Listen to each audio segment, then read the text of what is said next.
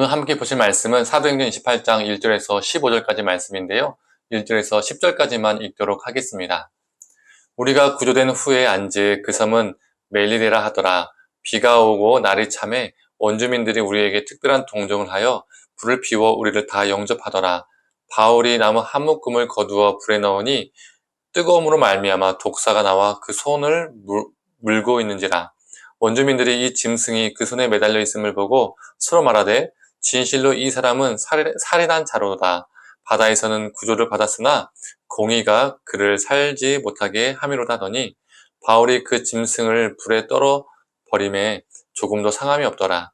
그들은 그가 붙든지 혹은 갑자기 쓰러져 죽은 줄로 기다렸다가 오래 기다려도 그에게 아무 이상이 없음을 보고 돌이켜 생각하여 말하되 그를 신이라 하더라. 이 섬에서 가장 높은 사람 보블리오라 하는 이가 그 근처에 토지가 있는지라. 그가 우리를 영접하여 사흘이나 친절히 머물게 하더니 보블리오의 부친이 열병과 이질에 걸려 누워있거늘 바울이 들어가서 기도하고 그에게 안수하여 낫게 하매 이러므로 성 가운데 다른 병든 사람들이 와서 고침을 받고 후한 예로 우리를 대접하고 떠날 때에 우리 쓸 것을 배에 실었더라. 아멘. 아침 묵상을 들으시는 모든 성도님들에게 하나님의 은혜가 있기를 간절히 소망합니다. 배에 탔던 276명 모두 죽지 않고 헤엄쳐서 멜리데 섬에 상륙하게 되었습니다. 이 섬의 원주민들은 온몸이 바닷물에 젖어 떨고 있는 바울 일행에게 불을 피워주며 영접했습니다. 3절을 보면 바울도 나무까지 한 묶음을 모아다가 불에 넣었죠. 이 대목에서 우리 믿는 자들의 삶을 엿볼 수가 있습니다. 바울도 다른 사람들과 동일하게 광풍이라는 천재지변을 경험한 사람이었습니다. 심하게 흔들리는 배에서 몇 날 며칠을 제대로 잠도 자지 못하고 그도 함께 버텼을 겁니다. 또한 바울도 바닷물에서 헤엄쳐 나와서 죽다가 살아난 사람이었죠. 우리 영화나 드라마를 보면 바다에서 헤엄쳐서 간신히 살아난 사람들이 어떻게 됩니까? 모래 위에 쓰러져서 기절하잖아요. 바울도 그러했겠죠. 다른 사람과 동일하게 녹초가 되었겠죠. 거의 쓰러지기 일보 직전이었겠죠. 기절하기 일보 직전이었겠죠. 온몸이 추웠을 겁니다. 그런데 그 순간에도 추위에 떨고 있는 다른 사람들을 돕기 위해서 바울은 나무를 모으고 있었습니다. 자기도 힘들 텐데 생명을 돌보는데, 생명을 살리는데 그는 최선을 다했습니다. 이 바울의 모습을 우리도 닮기를 소망합니다. 많은 사람들은 내가 나중에 잘 되면 남을 돕겠다라고 다짐합니다. 그러나 그런 사람들은 나중에 잘 돼도요, 남을 도울 확률은요, 희박합니다. 그때 가서는 지금보다 또 조금 더 잘 되면 돕겠다라고 핑계를 댑니다. 성도님들, 우리가 힘들다고 우리 자신만 바라보고 우리에게만 몰두하는 것이 아니라 주위에 우리의 도움이 필요한 이들을 바라볼 수 있는 눈과 손이 우리에게 있기를 간절히 원합니다. 바울이 나뭇가지를 불에 넣을 때 나뭇가지에서 나온 독사에게 물리는 사건이 발생합니다. 이걸 보고 원주민들은 큰 광풍 속에서도 살아남았는데 결국 독사에 물린 걸 보니 이 사람은 큰 죄를 범죄했기 때문에 죽는구나라고 생각을 했었습니다. 그런데 원주민들의 생각과 달리 바울이 죽지 않고 멀쩡한 거예요. 독사에 물리면 죽거나 크게 아파야 하는데 멀쩡하니까 바울을 사람이 아니라 신으로 여기기까지 했었습니다. 이 멜리데 섬의 추장 버블리오가 바울 일행을 환대하며 3일을 자기네 집에서 유숙하게 합니다. 바울은 버블리오의 거처에 머무는 동안 그의 부친이 열병과 이질에 걸려 누워있음을 알게 되죠. 그때 바울은 이 버블리오의 부친에게 안수하고 그 병을 치유합니다. 버블리오는 바울과 그 일행을 자신의 집에 초대하지 않았더라면 이 은혜를 경험하지 못할 뻔했습니다. 이 치유 사건이 퍼지자마자 멜리데 사람들이 어떻게 했습니까?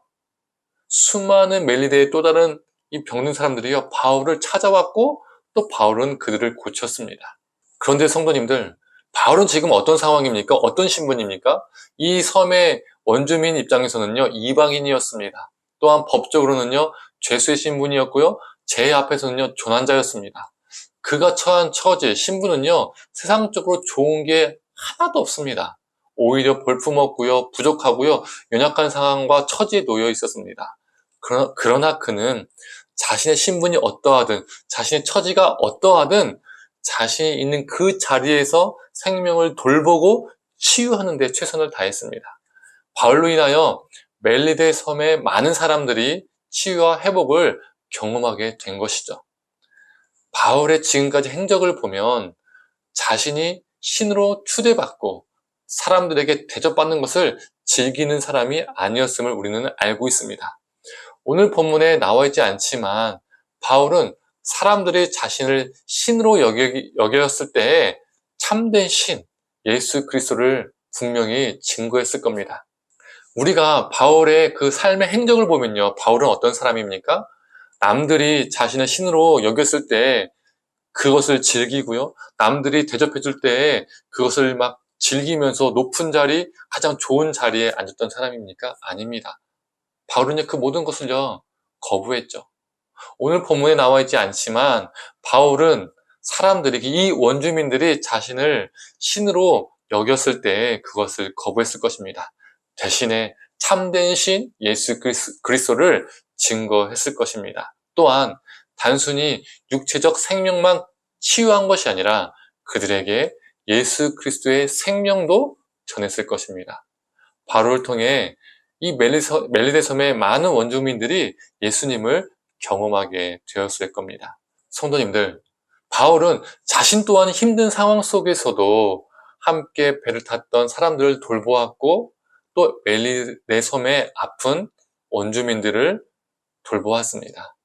우리도 우리의 상황이 어떠하든 상황적 핑계를 대는 것이 아니라 우리 앞에 보이는 연약한 영혼들, 하나님의 돌보심이 필요한 영혼들 외면치 않고 주님의 사랑으로 돌보고 그들에게 예수의 생명을 전하는 존재로 살아가기를 간절히 소망합니다. 함께 기도하겠습니다. 하나님, 바울도 조난자였지만 자기도 힘들었지만 추에 떨고 있는 사람들에게 불을 지펴주고 그들을 돌보았습니다. 또한 하나님, 바울은 원주민에게 이방인이었고 또 죄수의 신분이었지만 섬의 사람들을 치유하고 돌보는 데 최선을 다했습니다. 하나님, 우리도 우리 상황이 어떠하든 우리 앞에 보이는 연약한 영혼들, 하나님의 사랑과 돌보심이 필요한 영혼들, 예수 그리스도의 생명이 필요한 영혼들에게 하나님 다가가게 하시고 그들을 돌보고 그들을 사랑하고 섬기는 존재로 살게 하여 주시옵소서. 모든 것을 감사드리며 사랑에 많으신 예수님의 이름으로 기도드립니다. 아멘.